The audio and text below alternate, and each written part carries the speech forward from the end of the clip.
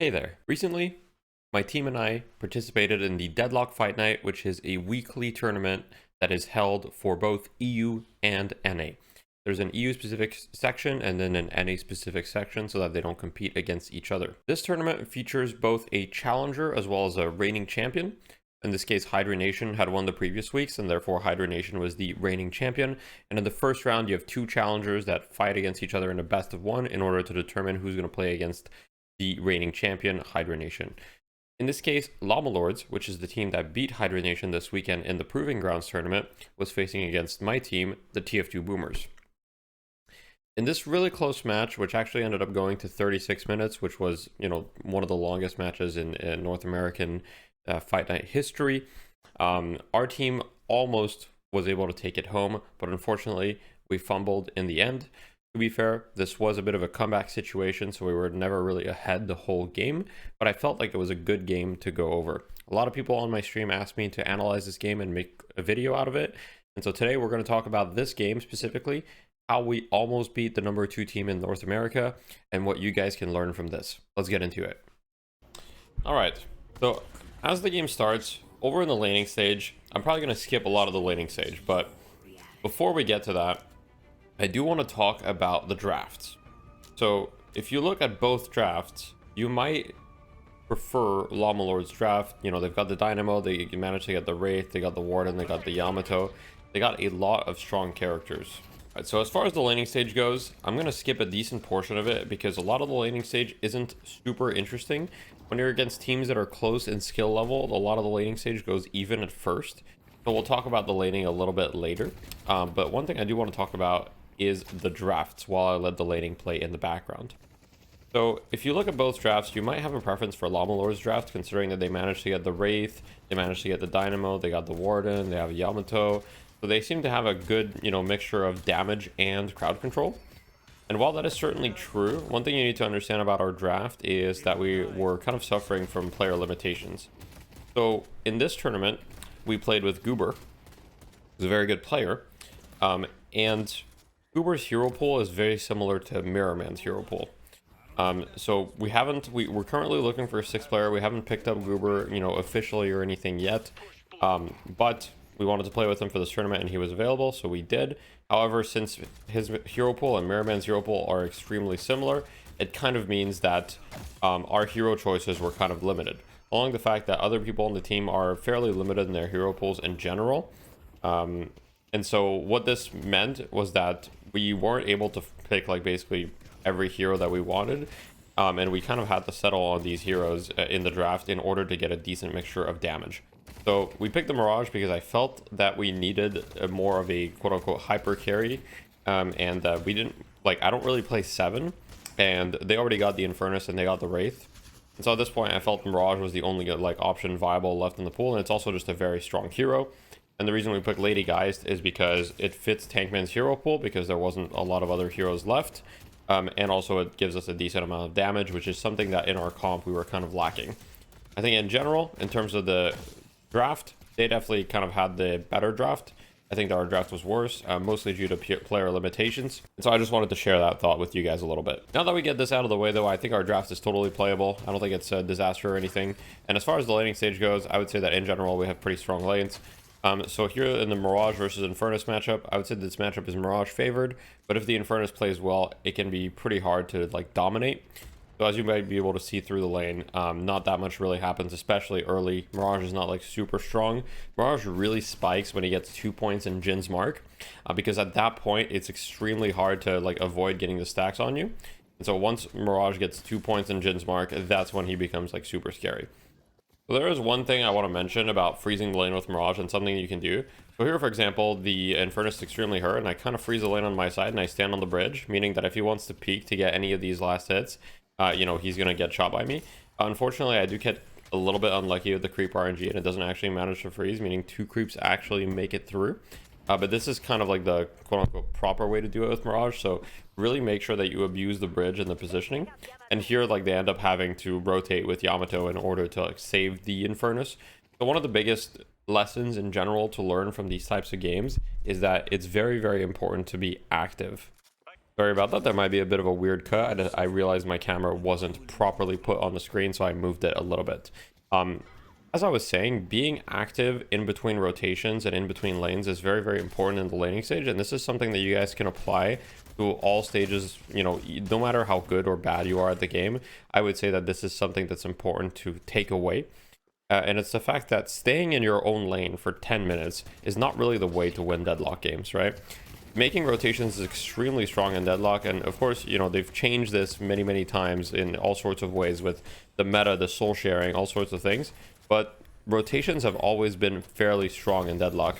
As you can see here, Idorian was able to get 2 kills just from rotations, right? He first went to my lane, then he came back, went to his own lane, got a kill, and then he came back to my lane again, right? And finally got a kill on me.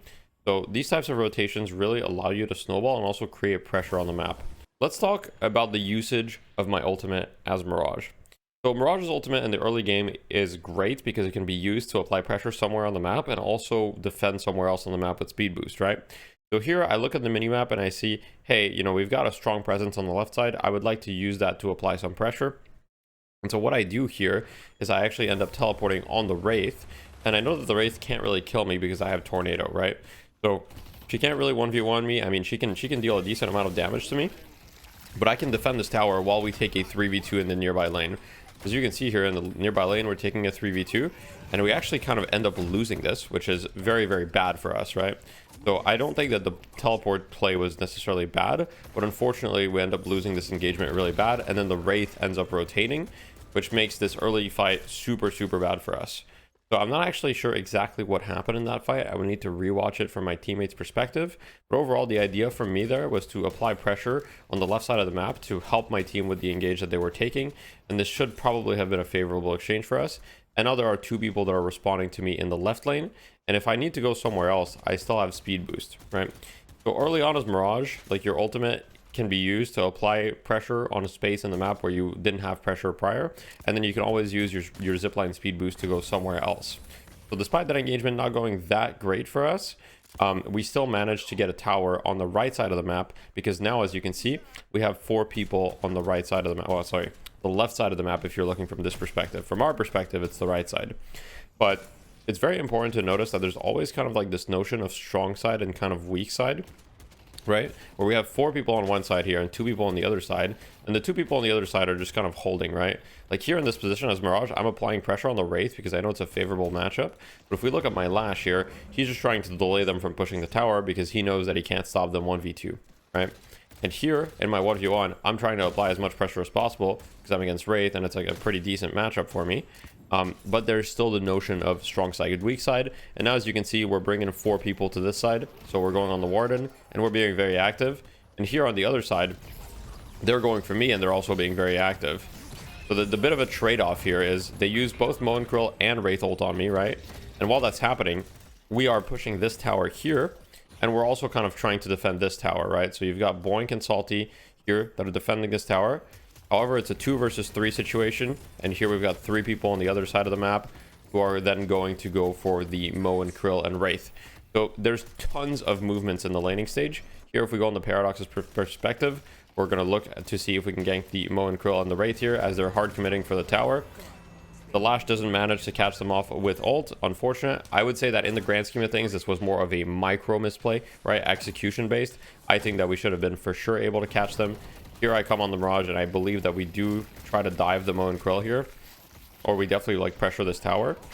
But I think the main lesson to get from this whole thing is just at the end of the day, in the laning stage, towers matter a lot, and you want to make sure that you're very active around the map and creating counterplay and opportunities, right? So it's a bit of like a super active stage of the game. They have 7 kills, we have 4 kills. You'll see that in the rest of the game, it's not nearly as active. But moving from lane to lane and creating imbalances in the laning stage is one way that you guys can abuse in your games in order to get ahead. Now, of course, your teams won't be as coordinated as this is a tournament environment, and most of you guys are going to be playing either in ranked or in small groups. But I really want to emphasize how you should be playing around your timings in the laning stage and just like making the most out of your, not only your abilities, but your item timings, right?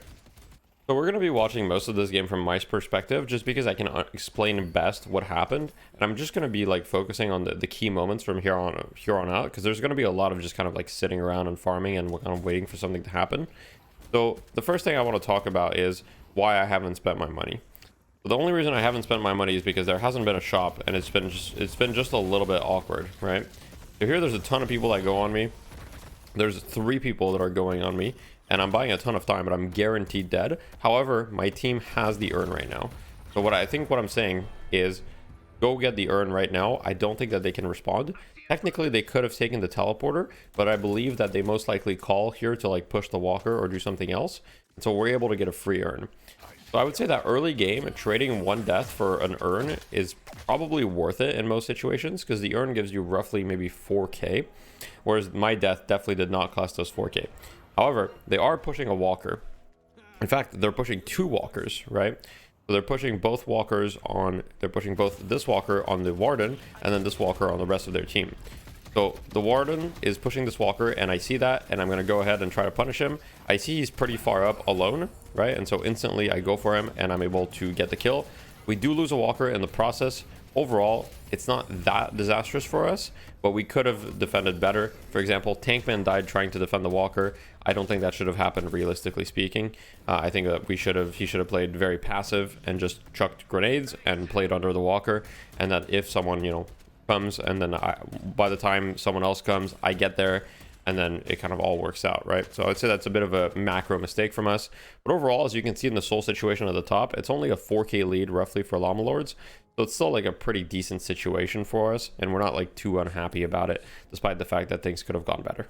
As far as my itemization goes this game, as you can see, I'm trying to do a mixture of like active items that allow me to be active in fights early on. For example, reactive barrier, return fire, slowing hex, but also scaling my damage. I realized that with our team comp, one of our big issues is damage, and that I need to be able to scale this game in order to you know, be able to do a lot in the fights. And if I don't do a lot of damage, then we're probably going to lose the fights, right? And so I need to play in a way that I prioritize my own life. And early on here, I've had a couple deaths already that are not good. A couple times that I've gotten caught on the map, which I shouldn't have gotten caught, right? Like that time I died on the left side, probably shouldn't have happened. So now I want to talk a little bit about the macro that involves Mirage. So if you guys have been watching any tournament play, you've been seeing that Mirage is extremely high priority pick. Now the reason for Mirage to be such a high priority pick is actually quite simple. He fundamentally changes the game in a way that no other hero does, right? He has Traveler, which is a global TP that can allow him to TP to, you know, any ally hero, right? And this allows him to give him basically global map presence. So as you can see here, I'm just standing in the side lane and I'm split pushing it, right? And I see that there's an Infernus that's, well, actually, if I go in my vision, I see that there's an Infernus here, but the rest of the map is missing. Now I'm hiding here because I'm afraid that they're going to bring 2 people over and that they're going to go for me, right? So I'm just hiding and seeing what happens, seeing who shows on this wave. If it's only the Infernus that shows, I'm fairly confident that I can solo kill him. If it's Infernus +1, then I would probably just like try to leave and like just stay hidden and leave. So I'm constantly applying pressure here. And what this does is that if they deal with me with 1 person, for example, we can take an engagement anywhere else on the map and we can win that. For example, this Wraith right now should not really be allowed to keep pushing, right? Because if this Wraith keeps pushing and we fight there, I can TP and show up to that fight anytime. However, the Wraith does manage to escape. I believe that we should have been a little bit more aggressive on the other side of the map and made sure that we played around our paradox and got picks from that. Because at the end of the day, like as long as we take fights, they should be advantageous for us because I can TP to them. As you can see here, our team is taking a fight. There are 5 people at their walker. Meanwhile, their team is pushing a walker in exchange, right? So it's always a counterplay. So I see that they're pushing a walker. I see they're here. I'm just trying to delay them. I'm aware that I'm playing weak side right now, which means that I cannot defend this walker and it's not worth me trying to die for it. However, I do know that they might go for another walker, right? They're probably just going to try to go for the other walker. And now my entire team is on their way back, meaning that we can absolutely fight this. Just to get a little bit on the action, they go on the Yamato here. They're all on top of her. She uses her ult, but I believe that we're able to kill her anyway. You know, I know, right? Killing a Yamato and ult, never seen before, but it does happen sometimes. And so we're able to take that down. And I'm just going to go back to a side lane and kind of keep the pressure on that, right? As Mirage, if you guys play Mirage, you want to kind of live in the side lanes because it's the furthest away that you can be on the map, and you can TP to your team anytime. From an itemization perspective, at this point, I have 5.2k, and the only reason I'm not buying anything is because I've pretty much been doing nothing, just sitting in the side lanes. I haven't actually been that active because that's kind of been my role this game. And the one thing I will say is I know I need to scale, right? And since I know I need to scale, then what I do is I save up for Ricochet here. Because I know that, hey, if this game goes late, which right now it's kind of feeling like it will because they have a lead, but their lead is not insane. It's like 7k, right? So they can't really like end the game off this lead or anything. I have a feeling that the game might go late, and if the game goes late, then I really want Ricochet. Ricochet will help my damage by stacking my 3 on multiple people, as well as going toxic bullets after, but it also helped my farm significantly. Mirage kind of struggles with wave clear early on, other than when he uses his scarabs, so Ricochet kind of really helps with that. Let's talk a little bit about the urn. So the macro around the urn is not super complicated, but it is a little bit weird sometimes. So as you can see here, from my vision, I see that Calc, the Mo, has the urn right here, and he's just holding the urn, and he's basically just like making sure that we don't get it because it's on our side, right? And if we get this urn, it's really bad for them because we're probably not only going to come back into the game, but we'll probably actually be ahead, right? And here, my team is pushing the left side of the map, which I told them to do. And they're pushing the left side of the map because I can TP and I can fight there, right? So they see that they've been responded to on the left side of the map. Sorry, the left side for us, but the right side for them. I know this is confusing, but they've been pushing the opposite side from me, essentially, right? And here I see, hey, Dynamo's responded to me, and Infernus has responded to me. So here I'm probably dead, because they sent actually 4 people to me. But this should be a free walker, and the thing is, they kill me, but they shouldn't really get anything out of it, right? Because there's no objective near me, and I had the wave pushed all the way. So here, my teammates are pushing this walker, but my teammates are also pushing this walker right here. Now, unfortunately, I do believe that we probably had a bit of a misexecution on this walker fight, because I don't think that this should have been as bad for us as it was, because they only reacted with 2 people, Warden and Wraith, while we had 3 there. But I think we used our abilities a little bit poorly, and that kind of ended up in us like losing the exchange. However, here we're kind of getting kills, trading things out a little bit, but they do come out on top. So even though we did get 1 walker from my death, we didn't get 2 walkers. That's not exactly worth at this point in the game, in the current meta, trading 1 death for 1 walker usually, because respawn timers are pretty long, and now it means they get mid boss kind of for free. So at this point they get mid boss, we're down roughly 8k, and I know that this is not a great situation for us. And so what I'm going to try to do here is I'm going to pick up the urn. And the reason for that is because once one person picks up the urn in a certain state, the urn stays at that state. What I mean is that when they picked up the urn originally, it was on our side, right? And this urn is still the same urn, which means that it's locked on our side. It'll never go back to being a neutral drop off for the urn. And since that's the case, I decided to pick it up because I realized that if we get this urn, then 100% of the lead that they have will be gone, right? Because if we get this urn, we're going to be back in the game fully. They have an 8k lead, which is nothing crazy, but if we get this urn, they'll have a 0k lead, right? And so I drop off the urn because Mirage is really bad to hold the urn. Anyone else should be holding it. The reason for that is because while my team holds the urn, I can go ahead and do other things.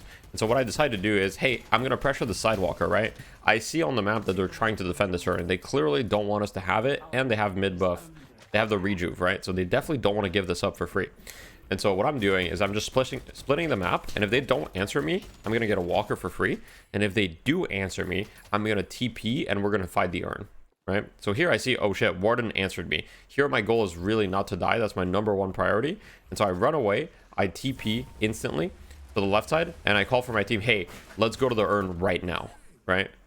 And this is a pretty simple concept, and this is why partly why Mirage is so picked, is because around the urn, he's so insanely strong. As you can see, they react to me. They get nothing out of their reaction, and we get the urn.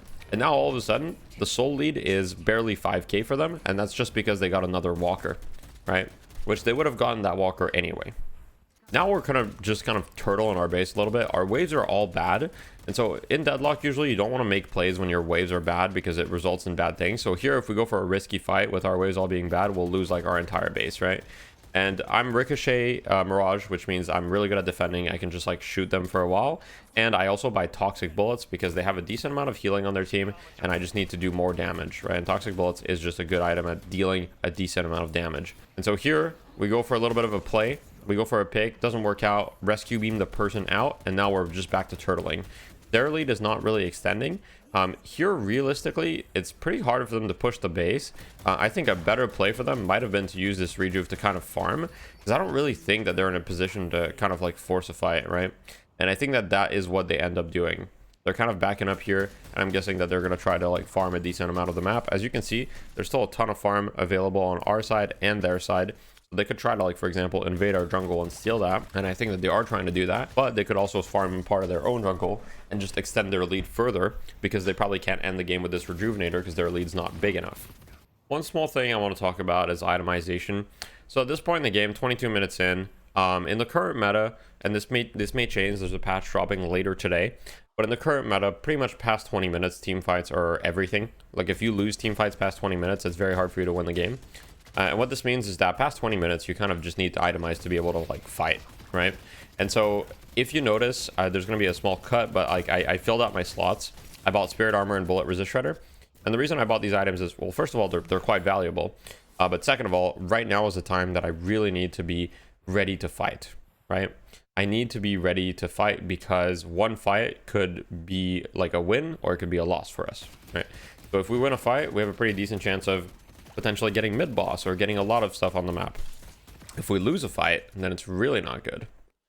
So here we decide to push the left walker because our waves are pretty good, and I'm not there, but I have TP. And so the moment that I see stuff happening, I decide to TP to my lady guys, which is on the high ground. And here I actually have like a great position, or what I would consider to be a great position, as I can just kind of like spam down from above and get a ton of damage. This is kind of the dream as Mirage. However, this fight doesn't really seem to be going that well for us. I'm standing on the high ground with my lady guys and then the Yamato ults, but now I'm in a bit of an awkward situation where, you know, I'm trying to save my Abrams, I'm going on the Wraith, and then there's just a bunch of people, and they have a front line here, and we don't really, and we just kind of ended up getting picked. You know, our ability usage wasn't great, our lash wasn't there at the beginning of the fight, and so a lot of things went wrong for us in that fight. And we talked about this fight a lot, and basically what happened in this fight is, I don't remember exactly what the call was, but I believe the call was, hey, let's pressure this left walker. Our waves are really good right now. Like, we can afford to do some pressure here. And I believe that the main mistake that we made with this call is that Mirror Man wasn't ready to fight. And I believe that he called it in the comms, right? And he said, hey, I'm not there. But for whatever reason, we kind of like either didn't register that call, we didn't counter call it, whatever it is. And our positioning itself in the fight was not great, because on one hand, Goober had in mind that we were trying to get a pick, and some of the other team members had in mind that we were going to try to bait Salty and then just like protect Salty when they go on him, right? Because I remember calling like, hey, don't show too many people on left side, because I didn't want the enemy team to know that we had our entire team there. I wanted them to think that maybe it was just like 2 or 3 people, and so they could take the fight safely. Unfortunately, they did outplay us there. They ended up showing with their entire team, and they ended up extending their lead, you know, significantly further with that, because that gave them a lot of time to just kind of like push and farm around the map. They didn't really do anything with that fight other than farming, but just with farming, they got a ton of value. As you can see, they're now up 14k on us at 25 minutes. So the lead is starting to get pretty significant, and now they picked up the urn. They've dropped it. But at this point, we're still strong enough to win fights, but it's definitely harder. Their Yamato, Warden, and Wraith are all like very strong from a Souls perspective, and so we really need to deal with them if we want to have a chance in this game. Since we still feel like we're decently strong, we're kind of looking for a play at this point, and so we're kind of invading their side of the map, and we see that they have the urn, and we're just looking to see if we can catch anyone, whether it be the Wraith or someone else. Once again, our waves are mostly good. We do have a side wave here in the 4th lane on the right that's not exactly ideal, so that wave is not good, so it probably should be fixed. Ideally, I probably should be in that lane, to be honest. Like, I'm not really sure why I'm here. But we do make a bit of a ballsy call here, which is, hey, let's just go mid. If they go for the urn, we get a free mid. If they don't go for the urn, we get to fight them. Right, so we're actually fine calling for a fight here. We don't mind taking the fight. We're only down 15k. And what happens here is we actually, as you guys can see, they get one of the biggest black holes that I've ever seen. It's basically a 6-man black hole. And we just get absolutely decimated this fight, right? And this is brutal. I mean, this is your worst nightmare. And that was just like a positional mistake from us. Like, we shouldn't have been that group. We should have seen the dynamo coming. Like, you know, very, very like obvious mistake from us. And you know, when you're watching back, it's so easy. It's so easy to point out these mistakes, but when you're in the game, it's a little bit harder, right? and like the game is still so young that we don't have like that much experience in those scenarios, and so that was just like kind of an obvious mistake. Here, I'm not really sure what the Mo was doing there.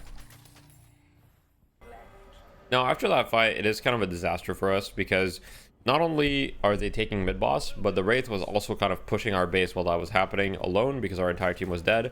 And so the Wraith was able to get a shrine kind of for free, and they get mid boss on top of that, and they've been able to farm the entire map, and they got the souls from the kills, which are pretty significant nowadays.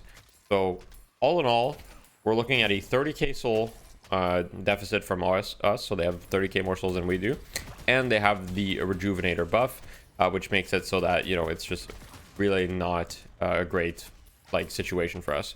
Being down 30k is pretty bad. However, it's not a guaranteed loss in this situation. Being down 30k, we still have the defender's advantage of holding the base, and we still have like win conditions for fights, right? If we get a good swap, we can win a fight, right? Like if we get a swap and we silence the Yamato, for example, the Yamato has nothing to kind of survive that. The only thing that, you know, she has is getting rescue beamed, and they do have a rescue beam on their Mo and Krill, but they only have one rescue beam. So if we manage to get her in a situation where she can't be rescue beamed, I do believe at this point we have silence wall, right? So that's one of our opportunities for a play. Another thing is I do a lot of damage. You know, I can just spam people and I'll be doing a ton of damage to them. We also have Lash Ultimate. We also have a Lady Geist that also does a lot of damage, right? So there's just a lot of different sources of damage that we have that make it so that it's definitely very possible for us to defend. And our communication at this point in the game is more like, okay, let's just make sure we deal with our waves. Let's make sure that we mostly stay in our base. We really don't want to die at this stage of the game, right? If you die, it's GG pretty much. Like, if one of us gets picked, it's GG. And so I clear this wave, and I'm really, like, wary about going for more. But I see some people showing elsewhere, and I go for a slightly risky play here. I think I'm safe doing this wave. But honestly, realistically, I probably shouldn't have gone for this wave, because it's actually, like, quite risky, in my opinion. Now, they do end up kind of going for a play on the left side. We back up because I'm not there. And so I end up being safe. And now we're just in like mode pretty much defend base. And so in this situation as Mirage, my goal is just to like get as much damage out as possible and just spam. So here they're going in really deep. They get the grab on our Lash, but it actually ends up being fine. They try to go for a black hole, but they can't find anything. And I think that this is really kind of masterfully played by us, which is they use all of their abilities, ward and ult, they use the grab, they just try to advance, and we just kite them perfectly. And even though they're getting first phase and they're getting shrines, they got the shrine and they got the first phase of the patron, but we didn't lose anyone, and they used multiple ultimates to get that, right? At this point, I think that they make a bit of a mistake because they actually end up kind of like overextending, right?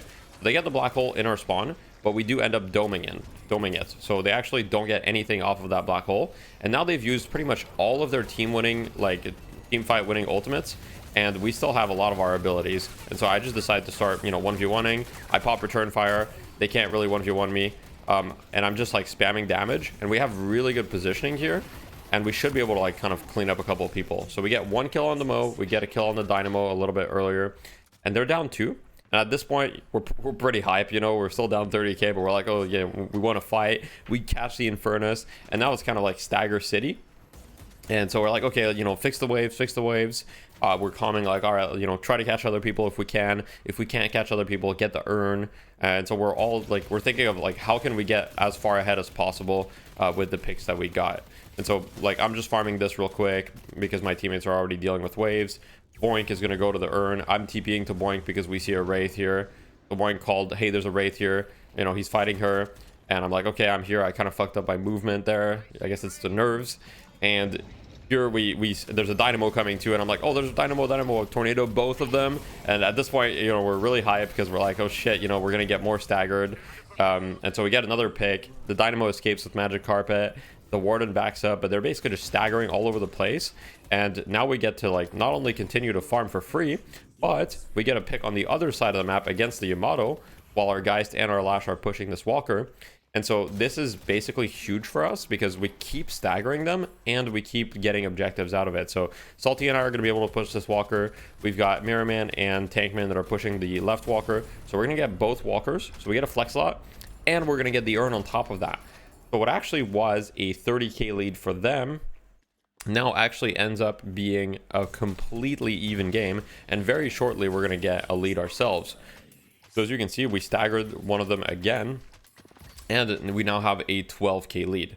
Now, I do want to make one thing clear.